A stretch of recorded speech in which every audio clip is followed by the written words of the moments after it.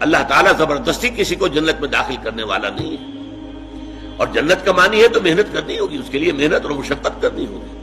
اس کے لیے ایمان اور عمل صالح اور تواصی بالحق اور تواصی بالصبر کے تقاضے پورے کرنے ہوں گے۔ لہٰذا یہ ہمارے ہاں جو اللہ تعالیٰ کی صفت ہے غفاری اور اللہ تعالیٰ کی صفت رحیمی کا حوالہ جو ہے دے دیا جاتا ہے، ما غرک بربک الکریم، ایک مرکزی مضمون ہے یہ اس سورت کا جو آخری پارے میں ہے، سورۃ الانفطار۔ تمہیں کس چیز نے دھوکے میں ڈال دیا اپنے رب کے بارے میں؟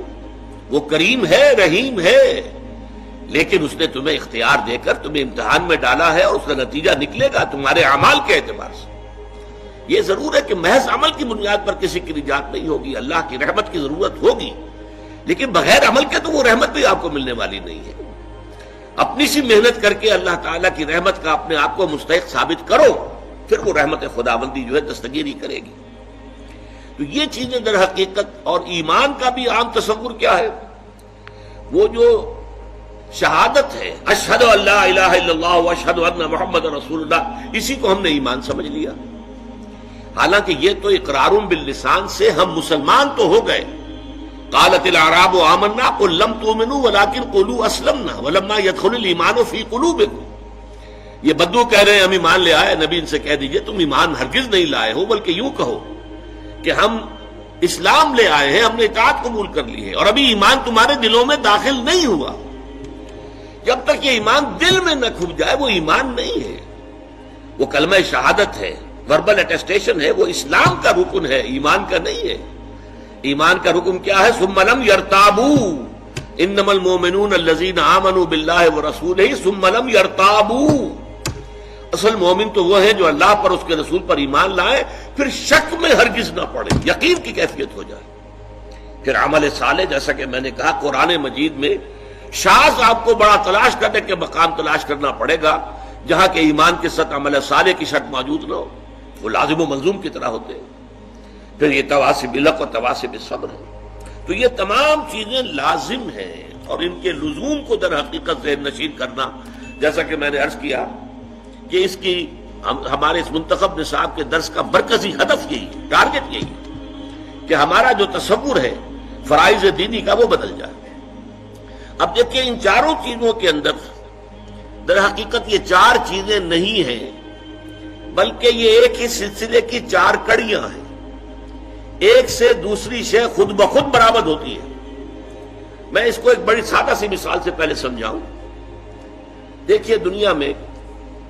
کوئی معاملہ آپ کے سامنے آتا ہے، فرض کیجئے کہ کوئی جھگڑا ہے، کوئی تنازع ہے، کوئی قضیہ ہے، پہلا کام اگر آپ واقعتاً شریف انسان ہیں، مضبوط سیرت و کردار کے مالک انسان ہیں، صاحب کردار انسان ہے، تو پہلا کام کیا ہوگا کہ آپ اصل حقیقت تلاش کریں، امکانی حد تک کہ مسئلہ ہے کیا، کس کا حق ہے، کون برحق ہے، کون جو ہے اس کا حق ثابت ہوتا ہے۔ تو پہلے یہ ہے تفتیش، تحقیق کہ حقیقت معلوم ہو جائے۔ ثانیاً اب جو حقیقت آپ پر منکشف ہو، اب اسے قبول کرنا دل سے، اور اگر اس کا کوئی اثر آپ کی ذات پر بھی پڑتا ہو تو اس کو عملاً اختیار کرنا۔ فرض کیجئے کہ اس معاملے میں کوئی ایسا پہلو نکل آیا ہے جس کی زد خود آپ پر پڑ رہی ہے، تو اس لیے کہ مجھ پر زد آ رہی ہے یا میرے والدین پر آ رہی ہے، میرے رشتہ داروں پر آ رہی ہے، اگر غض بصر کریں گے، صرف نظر کریں گے، تو معلوم ہے سیرت اور کردار نام کی کوئی شے نہیں ہے، پھر بودا انسان ہے، کوئی حیثیت نہیں۔ جیسے کہ قرآن مجید میں سورہ نساء میں فرمایا گیا، یا ایھا الذین آمنوا کونوا قوامین بالقسط شہداء للہ ولو علی انفسکم او الوالدین والاقربین، اے ایمان والو کھڑے ہو جاؤ عدل کے علم بردار بن کر، اللہ کے لیے گواہی دینے والے بن کر، اور چاہے کوئی معاملہ ایسا ہو کہ جو تمہارے خلاف جا رہا ہو، تمہارے والدین کے خلاف جا رہا ہو، تمہارے رشتہ داروں کے خلاف جا رہا ہو، عدل کا دامن ہاتھ سے نہیں چھوڑنا۔ اسی طرح فرض کیجئے کوئی فیصلہ جو ہے صحیح بات، اس سے آپ کے کسی دشمن کو فائدہ پہنچ رہا ہے، اب یہاں اس وجہ سے نہ رک جائیں۔ یا ایھا الذین آمنوا، یہ سورہ مائدہ میں ہے، کونوا قوامین للہ شہداء بالقسط ولا یجرمنکم شنآن قوم علی الا تعدلوا اعدلوا هو اقرب للتقوی۔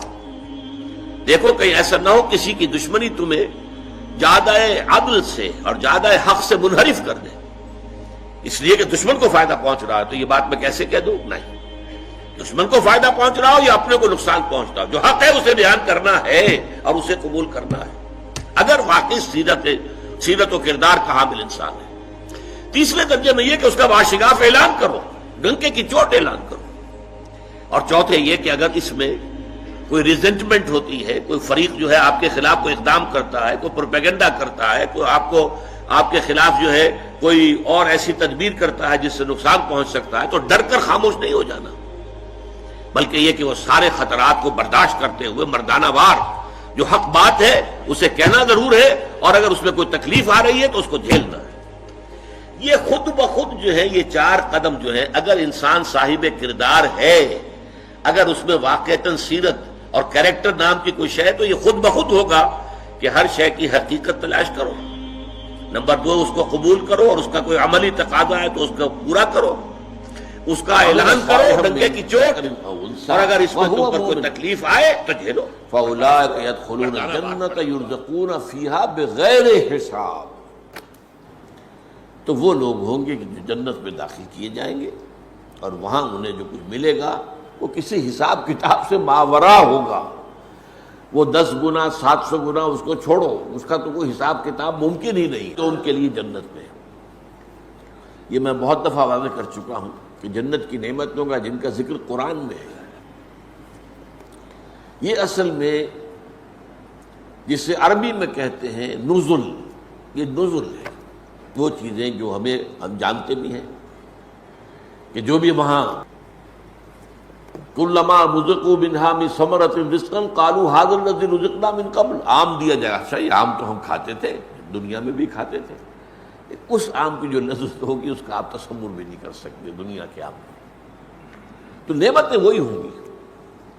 لیکن یہ نزل ہے۔ نزل کسے کہتے ہیں عربی زبان میں؟ نزیل کہتے ہیں، نزل ینزل، اترنا۔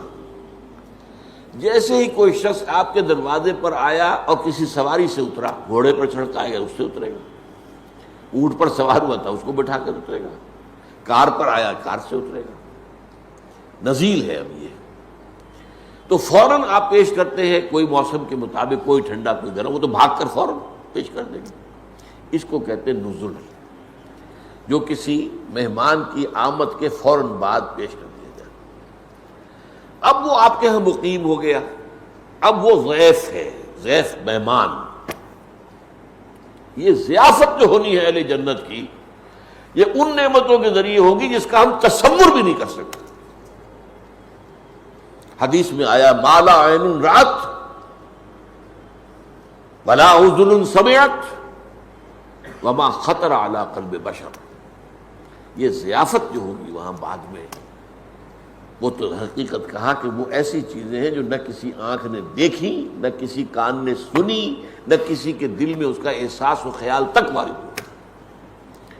تو قرآن مجید میں جب بھی آپ اس کو دیکھیں تو اب نزل کے اندر وہ کیا گیا ہے، اس کی بھی کیا اس کی توجیہ ہے عقلی۔ وہ ساری دنیاوی نعمتیں جن سے انسان نے اپنے آپ کو روکے رکھا،